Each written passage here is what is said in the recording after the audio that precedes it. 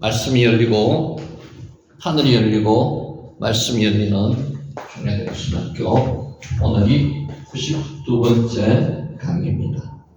드디어 창세기 20장에 들어갔습니다. 오늘 이 말씀으로 시작하겠습니다. 잘 안 보이네요. 아사왕 아시죠? 아사왕. 유다의 르호보암, 아비암 다음이 아사입니다. 아사왕의 개혁과 지도자의 등록이라는 제목으로 말씀을 드립니다.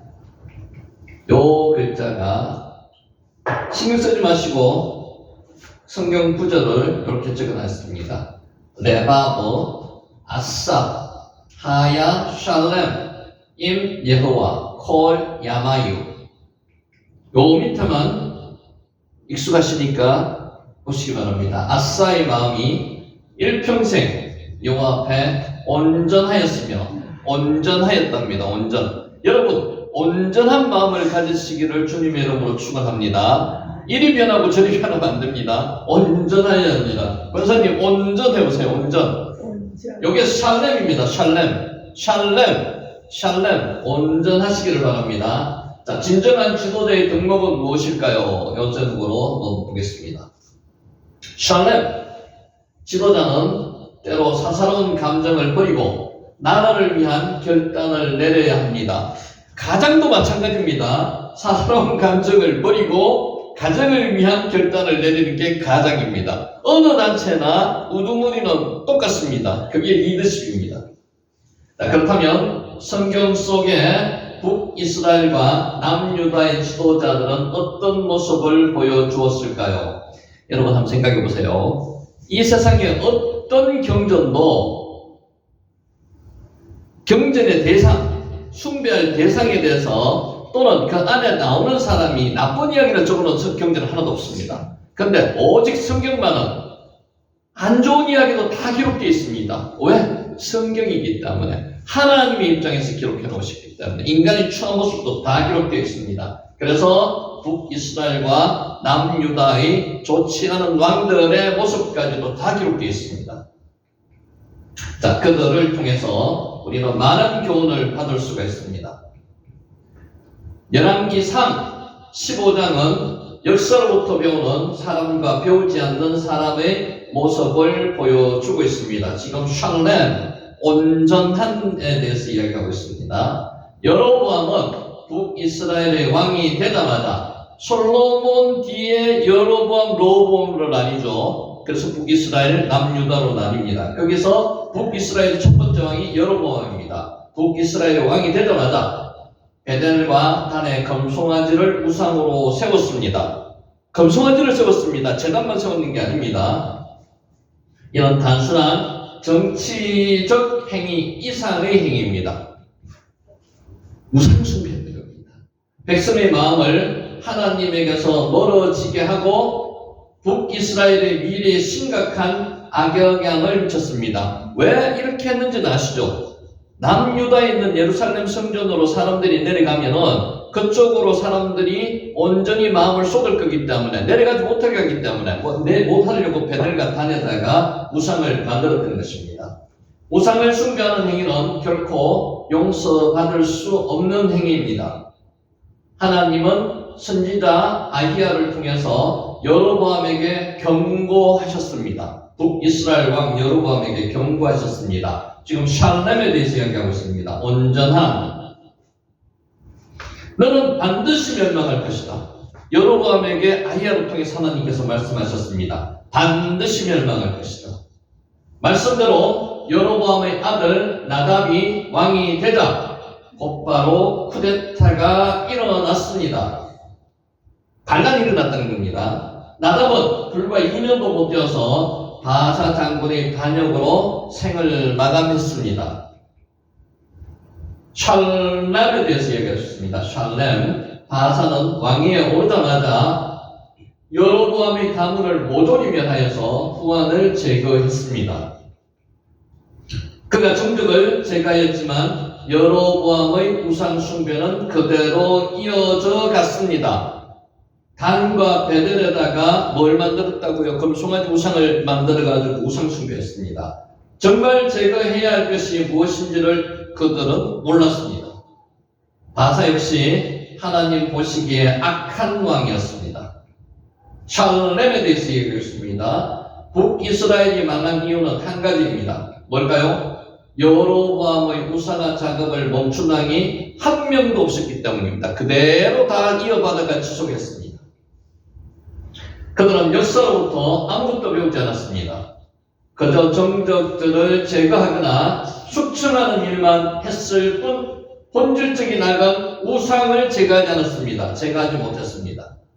그들은 소경인 듯 눈을 감아버렸습니다. 이들도 알고 있습니다. 그것이 우상이라는 것이 아무 힘을 발휘 못하는 우상인 줄 알고 있습니다. 그래도 정치적인 목적으로 우상 숭배를 했습니다.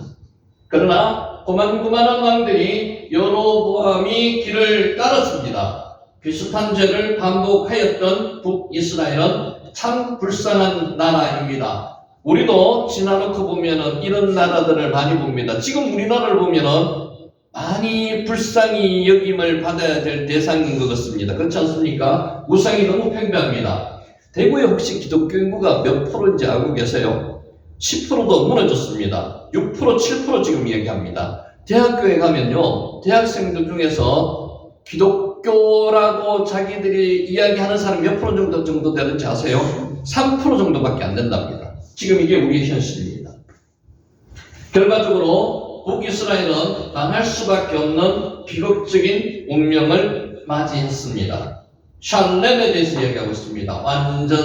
온전한. 그렇다면 남유다는 어떠했을까요? 지금 남유다 아사왕에 대해서 살펴보고자 합니다. 르호보암의 길을 이은 그의 아들 아비암, 르호보암 다음에 아비암이고 아비암의 아들이 아사입니다. 오직 북이스라엘과 싸운 것밖에 없습니다. 그가 제위한 기간이 3년인 것을, 아비암은 3년밖에 제위하지 않았습니다. 왕이 될 때 이미 나이가 상당히 들었던 것으로 짐작할 수 있습니다. 샬렘, 온전한.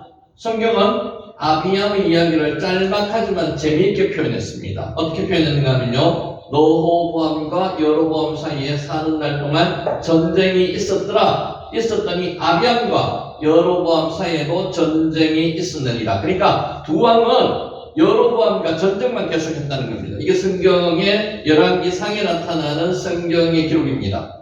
아비암은 아버지 르호보암이 싸우던 싸움을 이어받아서 3년 내내 북이스라엘과 전쟁만 했습니다. 여러분, 전쟁만 하면 백성들은 어떻게 될까요? 백성들은 피폐합니다. 백성들은 생명도 위태롭고요, 살아날 수가 없습니다. 전쟁을 왜 합니까? 자기 목적을 위해서 하는 겁니다. 정치적인 목적을 위해서. 부모가 자녀에게 물려줄 것이 많지만 대를 이어서 싸우는 것만 물려준다면 그것은 비극입니다. 샬렘에 대해서 이야기하고 있습니다. 여기 보이죠? 여기 샬렘입니다. 샬렘. 요렇게 있습니다. 아버지는 싸웠더라도 아들은 화해할 수 있건만 아비암은 그렇지 않았습니다. 아직 화해가 안 된 전쟁이 우리한테 이어나가고 있죠. 러시아 우크라이나 전쟁 아직 화해가 안 됐습니다. 그리고 팔레스타인도 지금 전쟁 속에 빠져 있습니다. 전쟁을 선택하기는 쉬워도 평화를 선택하는 것은 어려운 듯이 보입니다.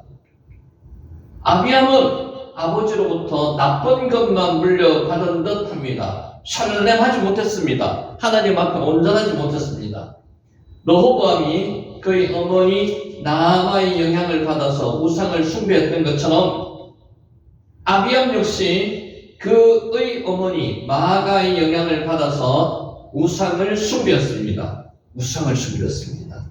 이스라엘은 우리나라처럼 가족 간의 총수를 엄격하게 따지지 않았습니다. 이스라엘은 딸이나 아들이나 할 때 진짜 딸이나 아들일 수도 있고요, 손자, 손녀일 수도 있습니다. 후손일 수도 있습니다. 그래서 정확하게 구분을 안 했습니다. 첫째 딸, 둘째 딸, 언니, 동생 이렇게 구분 안 했습니다. 성경은 마아가를 압살롬의 딸이라고 하지만 사실은 손녀입니다. 그래서 번역이 손녀라고 번역했지만은 딸이라고 번역했지만 실제로 손녀라는 거죠. 압살롬의 딸은 다말 뿐이었습니다. 다말 아시죠? 압살롬 강간당한 다말. 자, 다말이 길앗 사람 우리엘과 결혼하여서 낳은 딸이 마아가입니다. 마아가는 르호보암과 오촌이니까 그들의 결혼은 종레혼입니다. 조간에서 결혼을 했다는 겁니다. 왕가는 이런 경험이 많았습니다. 종레혼은 자기 계급의 부와 권력을 유지하기 위해서 친척 간에 결혼하는 제도가 종레혼입니다. 샬렘에 대해서 이야기하고 있습니다. 지금 이러한 제도는 이스라엘뿐만 아니라 세계 곳곳에서 발견되는 고대 왕실의 결혼 제도입니다. 종레혼. 르호보암은 마아가를 끔찍이 사랑하여서 그녀의 아들 아비암에게 왕위를 물려주었습니다. 그래서 르호보암, 아비암 다음의 왕이 아사 왕입니다. 문제는 아비암이 르호보암처럼 어머니의 영향을 받았다는 것입니다. 그녀의 영향이 얼마나 컸는지 암시하기 위해서 2절과 10절에 반복하여서 그녀를 소개했습니다. 그의 어머니의 이름은 마아가라, 아비살롬의 딸이더라. 열왕기상 15장 2절 10절 말씀입니다. 다행스러운 것은 아비암의 뒤를 이은 아사 왕입니다. 그래서 아사 왕이 어떻게 했다고요? 일평생 온전한 왕이었다는 거죠. 온전, 샬렘. 지금 주인공은 아사에 대해서 이야기하려고 합니다. 아사 왕은 저기 후에 이방 제단과 산당을 제거하고, 산당 이야기했죠 지난번에. 산 위에 높은 곳에 제단을 쌓은 것이 산당입니다. 제거했습니다. 아세라 목상을 파괴하는 등 우상 숭배를 철저하게 금지하였습니다. 그는 백성에게 여호와 하나님을 찾고 율법과 규례를 지키도록 하였습니다. 조금 이따 나오지만은 자기 혼자서 이렇게 했는 게 아니고요. 훌륭한 뒤에 정치적 멘토가 있었습니다. 그분으로 통해서 이렇게 했다는 겁니다. 특히 그의 어머니 마아가가 아세라 목상을 만들자 태후의 자리에서 폐위시키는 단호한 조치를 취하였습니다. 어머니를 이렇게 한다는 것은 상당히 어렵습니다. 그렇지만 우상 숭배하는 어머니를 태후의 자리에서 폐위시켰습니다. 그래서 성경은 샬렘, 온전한 왕이라고 기록하고 있습니다. 자기 가족이라도 잘못된 길을 갈 때 왕이 솔솔수범하여 처단하자 백성은 한마음으로 아사 왕의 종교개혁을 따랐습니다. 지지했습니다. 샬렘, 아사 왕이 이렇게 종교개혁을 할 수 있었던 것은 선지자, 아까 말씀드렸죠, 정치적 멘토 오데스의 아들 아사랴의 조언을 받아들였기 때문입니다. 기억하십시오. 아사랴. 지도자는 언제나 충성스럽고 훌륭한 참모를 곁에 두어야 합니다. 혼자서 정치하는 게 아닙니다. 혼자서 리더십을 발휘하는 게 아니고요. 주위에 있는 사람들로 통해서 함께 정치력을 발휘하는데 거기에 훌륭한 참모를 두었다는 겁니다. 지도자가 잘못된 결단을 하면 나라가 불행한 길로 가기 때문입니다. 그래서 참모가 훌륭해야 된다는 겁니다. 실제로 참모의 의견이 정치적으로 많이 반영됩니다. 따라서 지도자에게는 적절한 견제와 바른 추문이 필요합니다. 샬렘, 온전함에 대해서 이야기하고 있습니다. 아사랴, 기억하라고 했죠. 아사랴의 권고를 따라서 우상 숭배를 척결했습니다. 할머니 마아가를 폐위시키는 결단도 요분에 의해서 폐위시켰습니다. 아사랴의 충고에 의해서.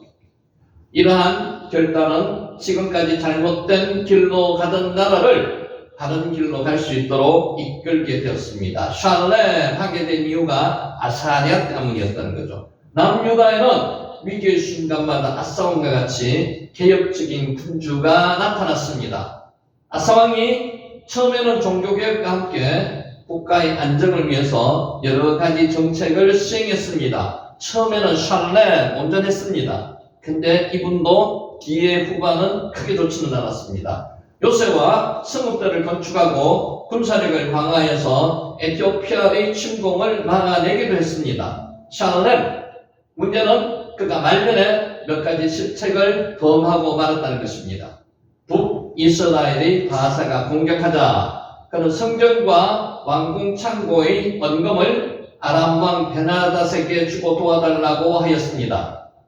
그는 더 이상 여호와 하나님을 의지하지 않았습니다. 말년에. 실제로 온전하다는 말은 전체적으로 완전히 온전하지 않았는데 기록상 그렇게 되어 있다는 겁니다. 하나님의 선지자 하나니가 그를 책망하자 그는 그를 하나니를 감옥에 가두기도 했습니다. 충신이었던 아사랴가 죽은 후에 그를 견제하고 이끌어줄 충신을 곁에 두지 않은 듯합니다. 그러니까 참모의 중요성이 이만큼 크다는 거예요. 그는 발병이 들어 고통받을 때에도 여호와 하나님께 구하지 않고 의원들에게 도움을 구하다가 결국은 죽었습니다. 인간은 완벽한 인간은 없습니다. 오늘 아사왕을 보셔도 마찬가지입니다. 여기서 우리는 지도자가 바른 말을 하고 충성스러운 신하를 곁에 두느냐 안 두느냐는 매우 중요한 문제임을 알 수가 있습니다. 지금 우리나라 현실을 봐도 마찬가지입니다. 무엇보다도 여호와 하나님을 끝까지 의지하는 믿음이 필요합니다. 샬렘 아사왕의 통치 기간을 다양하게 평가할 수가 있지만 성경은 대체로 긍정적으로 평가하여 아사의 마음이 일평생 여호와 앞에 온전하였다고 하였습니다. 아까 기록한 거 맞죠? 처음에 샬렘 현대 그리스도인에게 아사 왕이 주는 교훈을 살펴보겠습니다. 진정한 개혁은 본질적인 악을 제거하는 데 있습니다. 그러니까 본질적인 악을 제거해야지만이 진정한 개혁이 된다는 겁니다. 북이스라엘과 남유다의 왕들이 보여준 실패와 성공의 사례는 무엇을 개혁해야 하는지를 분명하게 알려줍니다. 여로보암의 뒤를 이은 왕들은 권력을 유지하기 위해서 수청의 열을 올렸으나 본질적인 문제였던 우상숭배는 제거하지 않았습니다. 우상숭배를 베델과 단의 우상을 만들었던 것 제거하지 않았습니다. 아사왕은 솔선수범하여 가족이라도 척결하는 결단을 내림으로써 참된 개혁을 이끌었습니다. 우리도 가정과 사회 속에서 악한 습관이나 가치관을 단호히 끊어내고 하나님께 온전히 나아가는 진정한 회개의 과정을 거쳐야 합니다. 개인도 마찬가지입니다. 자기가 하나님의 뜻에 반응하면 반드시 빨리 돌아와야 됩니다. 그게 회개입니다. 다시는 그 행동을 해서는 안 된다는 거죠. 두 번째, 진정한 지도자는 옳은 말을 할 수 있는 참모의 충원을 받아들여야 된다는 것입니다. 충신이 이야기할 때 들을 수 있는 지도자가 진정한 지도자입니다. 아사는 선지자 아사랴의 조언을 받아들이고 우상숭배를 제거하는 종교개혁을 성공적으로 수행할 수 있었습니다. 자, 그러나 말년에 충신이 곁에 있지 않자 아사랴가 죽고 나서는 하나님의 뜻을 구하지 않는 실수를 범하게 되었습니다. 현대 그리스도인에게도 중요한 교훈을 줍니다. 우리는 하나님의 말씀과 지혜로운 이들의 조언을 받아들이는 겸손한 태도를 가져야 합니다. 무엇이 중심이죠? 하나님의 말씀이 받아들일 수 있는 마음이 있어야 된다고요. 샬렘 신앙 공동체에서 지혜롭고 경건한 지도자의 충원을 구하고 서로 격려하며 하나님의 길을 따르는 것이 중요합니다. 하나님의 말씀에 대해서 열린 마음을 유지함으로써 오만에 빠지지 않고 진정한 오만에 빠지지 않는 것이 진정한 지혜임을 배울 수 있습니다. 세 번째가 끝까지 하나님을 의지하는 믿음이 필요합니다. 여기서 끝까지입니다. 끝까지. 여러분 잘 믿다가 끝에 가서 흐지부지 되는 경우가 많습니다. 어떤 분은 끝에 가서 나는 하나님 모르겠다고 하시면서 돌아가시는 분도 있어요. 그렇지 않다는 겁니다. 끝까지 언제까지? 끝까지 하나님을 의지하는 믿음이 필요합니다. 아사왕은 초기에 하나님의 뜻을 따라 강력한 종교개혁을 하였지만 말년에는 하나님 대신에 인간적인 수단에 의지하다가 비극적인 종말, 결말을 맞게 되었습니다. 그래서 실제로 끝까지 온전해야 되는데 아사왕은 거기에 조금 부족했습니다. 현대 그리스도인들도 처음의 열정과 신앙을 끝까지 유지하는 끈기가 필요합니다.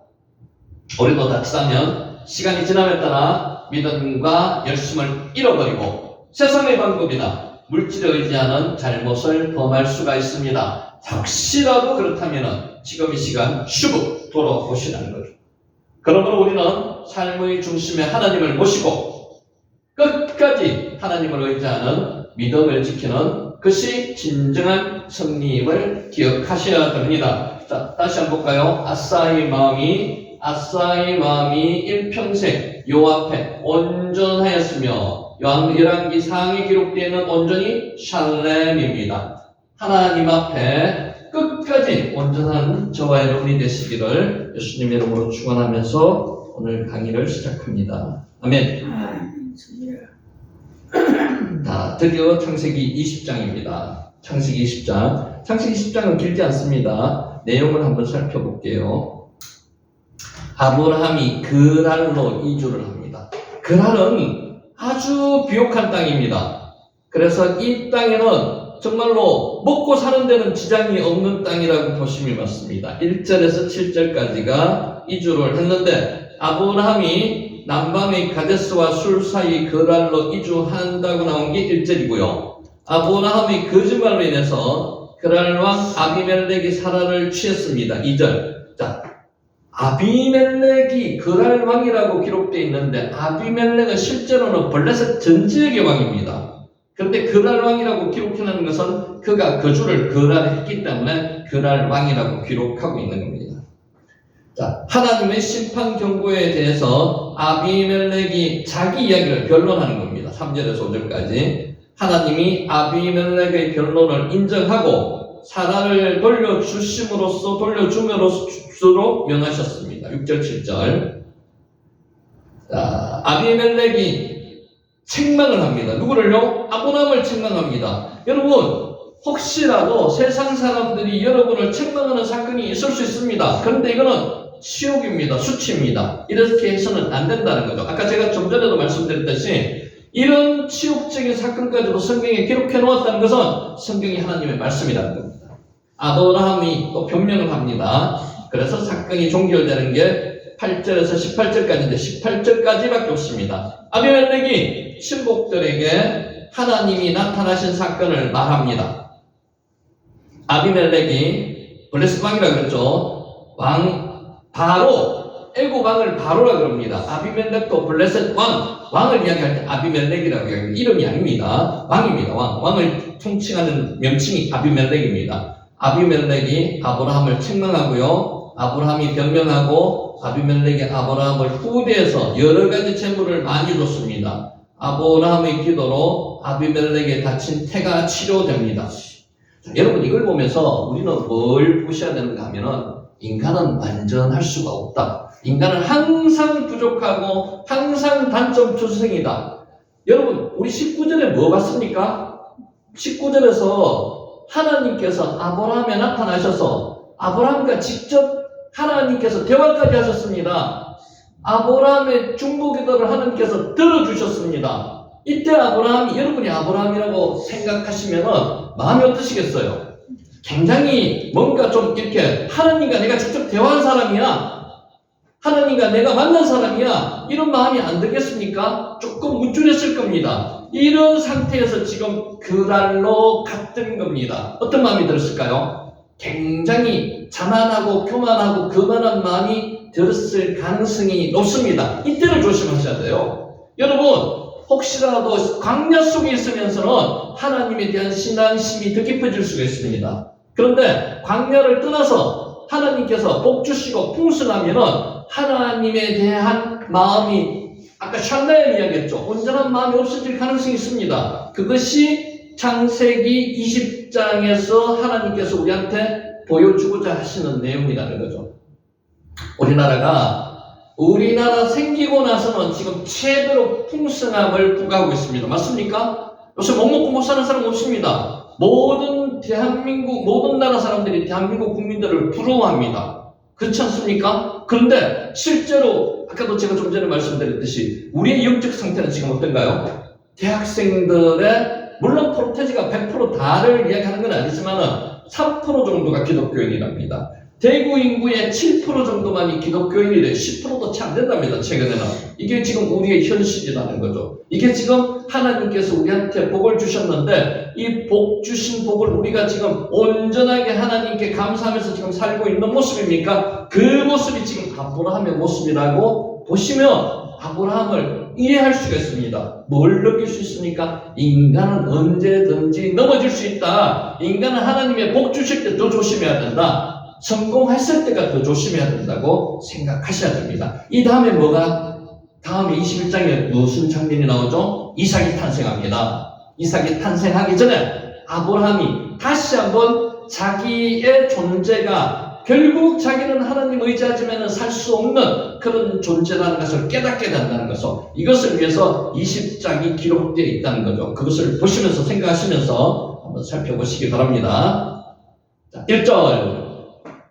아브라함이 거기서 네게브 땅으로 옮겨가 가데스와 술 사이 그랄에 거주하며 네게브 땅으로 아르차 한 네게브. 자, 지각하면 이렇습니다. 그 네게브 땅으로, 그 네게브 땅. 아브라함은 20년 동안 정착했던 헤브론을 떠났습니다.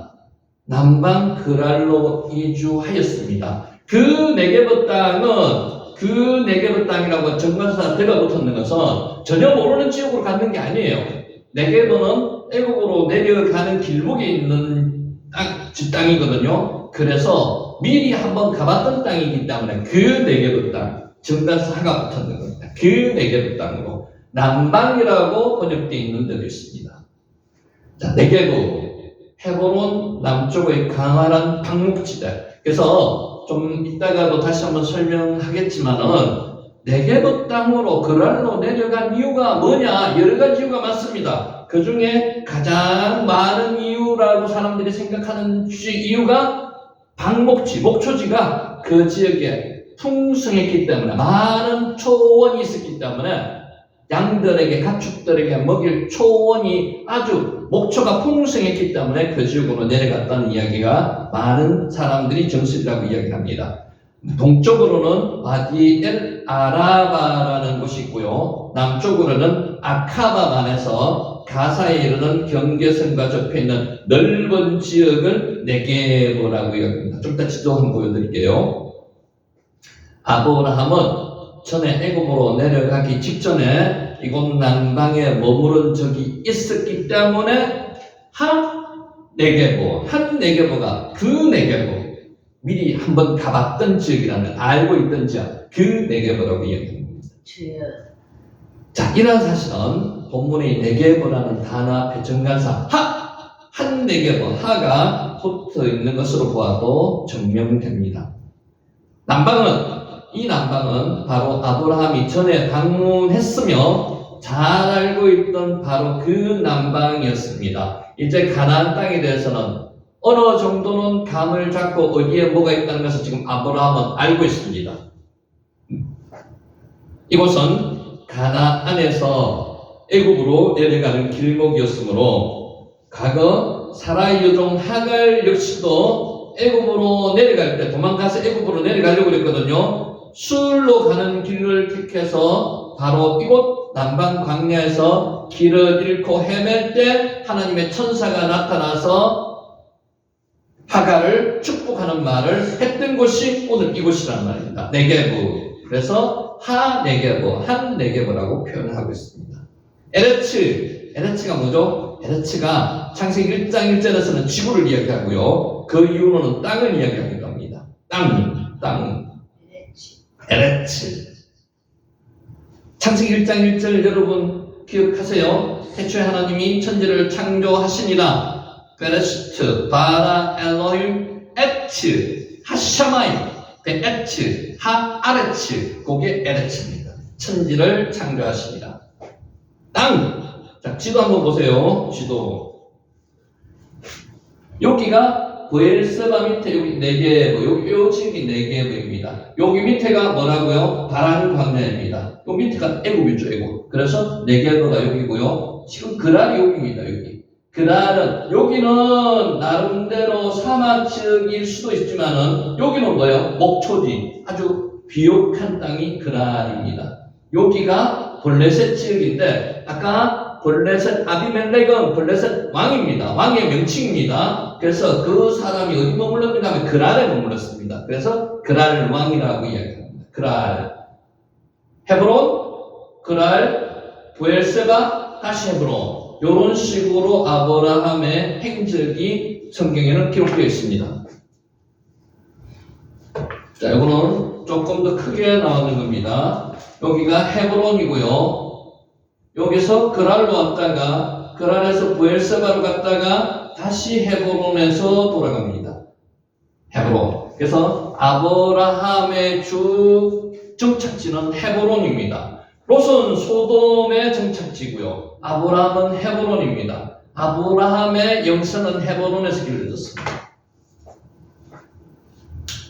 자, 1절 다시 읽습니다. 아브라함이 거기서 네게브 땅으로 옮겨가 가데스와 술 사이 그랄에 거주하며 옮겨갔다는 겁니다. 와 이사 옮겨가 나사입니다. 나사. 성경에 나사가 중요합니다. 장막을 옮기는 거 뽑다는 뜻입니다. 옮기다. 장막을 뽑다. 출애굽에서 이스라엘 민족이 광야에서 몇 번 옮겼습니까? 권사님 혹시 아세요? 42번 옮겼습니다. 나사를 42번 했다. 장막을 뽑아서 42번 옮겼다. 42번. 14. 뭐를 이야기하는 줄 아세요? 신약에 예수님의 족보에 나오는 14대 합치면 40입니다. 42번. 자, 초지를 찾아서 자주 이동하는 유목민이 장막의 기둥을 뽑아서 거주지를 옮긴다는 의미에서 이사하다의 의미가 있습니다. 장막을 옮긴다, 이사한다. 그래서 유목민들은 장막에 뽑는다, 말뚝을 뽑는다는 게 이사한다는 겁니다. 이사. 지금까지 헤브론 근처 마므레 상수리 숲에 살았던 아브라함이 이렇게 새로운 장소로 거주지를 옮기는 이유는 몇 가지로 생각할 수가 있습니다. 아까 제가 가장 많은 사람들이 주장하는 게 초지를 찾아서 옮겼다고 이야기하는 게 그게 가장 큰 이유지만은 다른 이유도 있습니다. 여러분은 무슨 이유일까 한번 생각해 보세요. 옮겨가 와 이사 나사가 말뚝을 뽑다 장막을 이사하다는 뜻이라고 했죠. 첫째, 그들이 유목민이었기 때문에 물과 목초지를 찾아서 옮겼다. 이게 가장 많은 이유 중에 하나고요. 두 번째가 헤브론 지역으로 침입한 헷 족속으로부터 안전을 도모하기 위해서 옮겼다는 설도 있습니다. 소수의 의견. 세 번째, 소돔과 고모라가 멸망당한 참상을 잊기 위해서 아브라함이 옮겼다는 이야기도 있습니다만 이것도 소수 의견.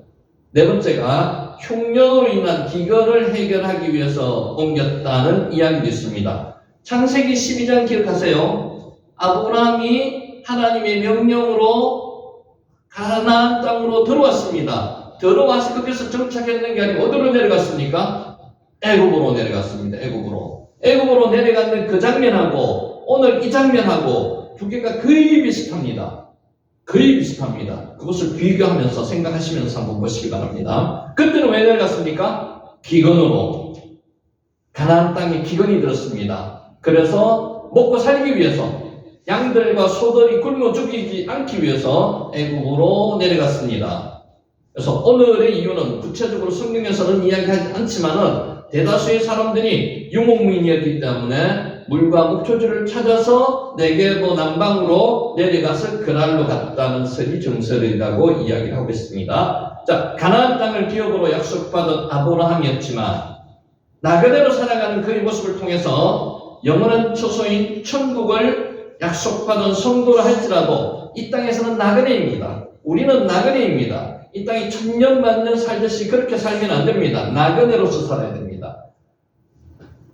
우리의 모습과도 비슷한 아브라함의 지금 상황을 보실 수 있습니다. 우리는 성경을 보시면서 그 성경 안의 주인공이 나라고 생각해서 투영시켜 보시면은 아주 리얼하게 보실 수 있습니다. 지금 아브라함을 통해서 여러분은 어떤 식으로 느끼시는지 몰라도 저는 좀 위로를 받습니다. 만약에 성경에 나오는 모든 사람들이 요셉과 같다고 한번 생각해 보세요. 요셉은 결점이 거의 없습니다. 물론 기록되지 않은 결점이 있을지는 몰라도. 근데 아브라함을 보면은 결점투성이지 않습니까? 그러면은 저도 나름대로 삶의 희망을 가질 수 있다는 거죠. 그렇지 않습니까? 아브라함을 보면서 그걸 느낄 수 있다는 겁니다. 나사, 뭐라 그랬죠? 나사? 말뚝을 뽑다, 이동하다, 이사하다가 나사입니다. 출애굽해서 이스라엘 민족이 광야에서 나사를 42번 했습니다. 42번. 42번 낫사. 낫사가 그래서 중요한 단어입니다. 낫사. 뽑다, 이사하다. 낫사. 자, 여러분, 히브리어를 보시는 게 아니고요. 성경을 좀 더 정확하게 보시는 과정이라고 생각하시면 됩니다. 1절 다시 있습니다. 아브라함이 거기서 네게브 땅으로 옮겨가 낫사를 그랬죠. 가데스와 술 사이 그랄에 거주하며. 그랄의 뜻이 뭘까요? 그랄. 성경에는 지명 이름에 다 뜻이 있습니다. 그래서 그랄 뜻을 한번 살펴볼까요? 삐그라르라고 오늘로 되어 있는데 끌어내다, 되새기다는 뜻을 가진 까라에서 나왔습니다. 기복의 땅, 정체하는 곳, 멈추는 곳, 정지하는 곳, 정지하는 지역이 그랄입니다. 그러니까 멈추는 곳, 그랄이라는 거죠. 그랄, 멈추는 곳이라는 뜻입니다. 여기서 영적으로 판단하면 아브라함의 영적 교만으로 영적인 정체 상태가 일어나는 것을 그랄이라고 볼 수 있습니다. 영적 교만 제가 아까 설명을 드렸죠. 어떤 상태였습니까? 나 하나님 만난 사람이야. 바울이요, 삼청천에 갖는 것을 이야기도 안 하지 않았습니다. 그것을 한참 후에 이야기했습니다. 그것은 자기가 자랑으로 이야기했는 게 아니에요. 간증을, 유익이 되게 간증을 했는 겁니다. 아브라함은 어떤 심적 상태였을까요? 자기 기도를 하나님께서 중보 기도를 들어주셨습니다. 롯을 구출해내셨습니다. 그러면 어떤 마음이 들까요? 인간이라면 그런 마음이 들 것입니다. 하나님과의 직접 만남, 중보 기도를 통해서 조카 롯이 응답받는 기도에 응답이 있었습니다. 그러면 영적 교만이 있을 수도 있습니다. 그래서 내려간 그곳이 뭐라고요? 정체된 곳이라는 거예요. 더 이상 신앙이 성장하지 않는 곳이라는 거예요. 그래서 의미가 있습니다. 그날 정지하는 곳, 정지하는 지역, 정체된 곳. 이곳은 가사의 남쪽 지중해 해안 근처의 성읍지역으로 아비멜렉에 의해서 통치되었습니다. 그래서 아비멜렉이 그랄에 거주했기 때문에 그랄 왕이라고 이야기합니다. 실제로 아비멜렉은 블레셋 전 지역의 왕입니다. 이삭도 이곳에서 한때 거주하였습니다. 자, 유다왕 아싸, 아까 우리 아싸 했죠, 그죠? 아비암 다음에 아싸입니다. 3대 구스 군대를 격파하기도 하였던 것이 이쪽 그랄입니다. 아브라함 당시 급류가 흐르는 계곡이 있어서 비옥한 지역이었던 것으로 추정이 됩니다. 아까 그랄에 대해서 제가 설명을 했는데 그 지역은 비옥했기 때문에 먹고 살 걱정은 안 해도 되는 지역. 뭘 하더라도 농사도 잘 되었고요. 그래서 땀 흘리면 농사가 안 되는 지역이 있습니다. 그런데 그랄은 그렇지 않았다는 거죠. 뿌리기만 뿌리면, 씨가 뿌리기만 뿌리면 옥토라는 거 잘났습니다. 오늘날에는 키르벳 엘 그랄이라고 불리고 있습니다. 그랄이 무슨 뜻이라고요? 정체된 곳, 정지하는 지역. 그게 그랄이라는 뜻입니다. 자, 2절. 그의 아내 사라를 자기 누이라고 하였으므로 그랄 왕 아비멜렉이 사람을 보내어 사라를 데려갔더니. 자, 요것만 하고 좀 쉴게요. 여러분, 사라의 나이가 이때 몇 살입니까? 지금 내년이면은 이삭이 태어납니다. 아브라함 나이가 100세 때 이삭이 태어나죠. 그럼 아브라함 나이는 99세. 사라는 아브라함과 몇 살 차이 납니까? 10살. 그럼 89세라는 이야기입니다. 아브라함의 10살 차이 나는 사라 89세 때 그랄로 내려갔습니다. 아비멜렉이 사람을 보내어 사라를 데려갔습니다. 뭘 하기 위해서? 처분을 하기 위해서 데려갔습니다. 그러니까 사라가 아주 이쁘다. 그래서 미모를 그때까지 유지하고 있어가지고 데려갔다. 또 하나, 아비멜렉은 여러 명의 부인을 두었습니다. 왜? 여러 명의 부인을 어떤 식으로 두었냐면요, 그 지역의 유력 인사들의 딸들과 혼인하는 겁니다. 그럼으로 인해서 자기 세력을 키우는 거죠. 그게 목적 때문에 아브라함은 지금 인원이 몇 명 정도 됐을까요? 집에서 기름이온 사람이 318명이었고요. 그 가족들하고 합치면은 1000명 이상은 훨씬 넘었을 겁니다. 그러면은 이 사람들의 인원 자체가 그 당시 시대로 보면 굉장히 큰 세력이었을 거란 말입니다. 그래서 사라와 결혼으로 동맹관계를 맺어가지고 힘을 얻고자 했다. 이렇게 판단하는 게 많은 사람들의 이야기가 있습니다. 근데 아까 제가 처음에 말씀드린 그 부분은 과연 어떻게 되었을까요? 사라가 몇 세에 사망했는지 혹시 아세요? 127세. 사라가 127세에 사망했습니다. 그럼 지금 89세. 지금으로 말하면 우리 나이로 하면 사라가 지금 몇 세 정도 되었을까요? 경수는 끊겼습니다. 몇 세 정도 되었을까요?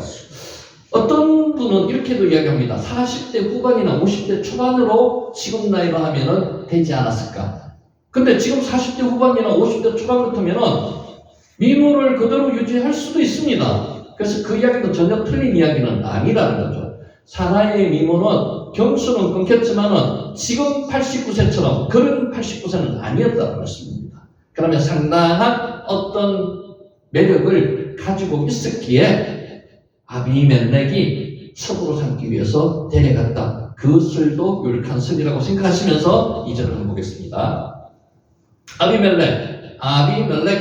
멜레크가 왕이라는 거거든요. 그래서 이것을 풀어보면은 내 아버지는 왕이다. 이게 아비멜렉입니다. 아브가 아버지거든요. 아브 멜레크 이렇습니다. 내 아버지는 왕이다. 블레셋 왕들의 일반적인 칭호입니다. 그러니까 애굽 왕의 칭호가 뭐라고요? 바로 블레셋 왕의 칭호가 뭐라고요? 아비멜렉. 그러니까 아비멜렉이 이름이 아닙니다. 사람 이름이 아닙니다. 왕의 칭호입니다. 아비멜렉이 블레셋을 통치했던 왕임에도 불구하고 왜 그랄 왕이라 불리느냐? 아까 좀 전에 말씀드렸다시피 그랄의 블레셋이라는 나라의 한 성에 불과하지만 그가 그랄의 거주했기 때문에 그랄 왕이라고도 불립니다. 블레셋 왕이라고 하더라도 무방합니다. 지금 그랄을 부각시키기 위해서 지금 계속 이야기합니다. 그랄, 정지하는 지역, 정지되는 곳, 그랄입니다. 데려갔습니다. 이카흐. 여러분, 라카라는 단어를 제가 지난번에 말씀드렸는데 라카가 무슨 단어인가 하면요. 라카는 하와가 선악과를 딸 때 그게 라카우입니다. 다른 거, 취하는 거, 라카우, 데려가는 거, 라카우입니다. 이카흐. 라카우는 결혼하다는 뜻도 있습니다. 아비멜렉이 사라를 아내로 삼기 위해서 취해서 데려갔다. 뭘 하기 위해서? 결혼하기 위해서. 그래서 결혼한다는 의미도 안에 있습니다. 히브리어는요, 뜻이 한 단어에 굉장히 많습니다. 반대되는 뜻도 있습니다. 우리가 잘 아는 단어 중에서 바라크가 복주다는 뜻입니다. 축복하다, 복이라는 뜻입니다. 그 바라크가 저주라는 뜻도 있습니다.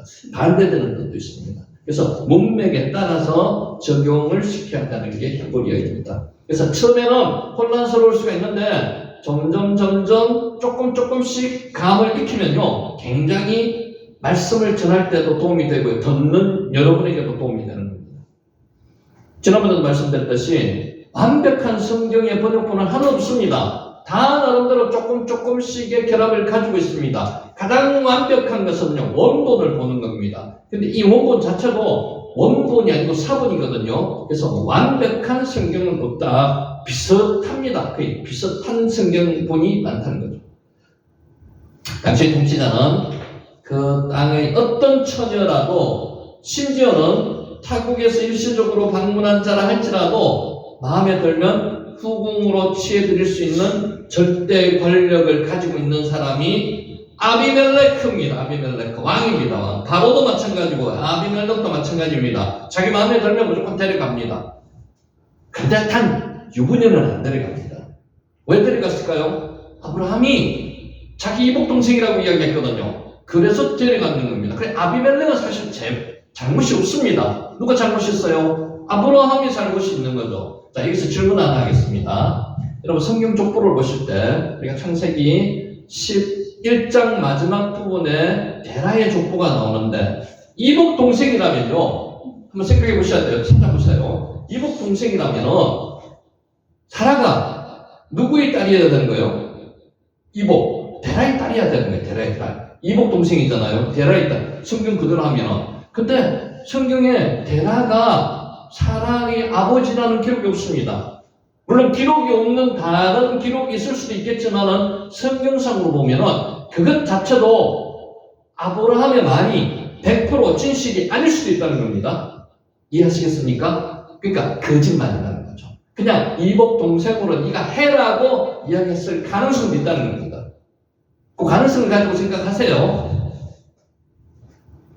자, 이 경우에는 아비멜렉이 사라에게보다는 아브라함의 동맹을 더 원했던 것이라고 봄이 타당하다. 제가 좀 전에 말씀드렸잖아요. 여러 유력자의 딸들과 결혼함을 해가지고 결혼 동맹을 맺는 거죠. 그러면 서로 친구 말하는 거고 서로 잘 사는 거예요. 옛날에는 그런 동맹을 많이 맺었습니다. 사라는 이미 경수가 끊어진 지 오래된 늙은 여자 몇 살 때 89세였다는 겁니다. 그런데 지금의 89세랑 그 당시 89세랑은 차이가 있을 수도 있습니다. 지금 그래서 적어놨습니다. 현재 89세, 지금 나이로 40대 후반이나 50대 초반으로도 추정 가능합니다.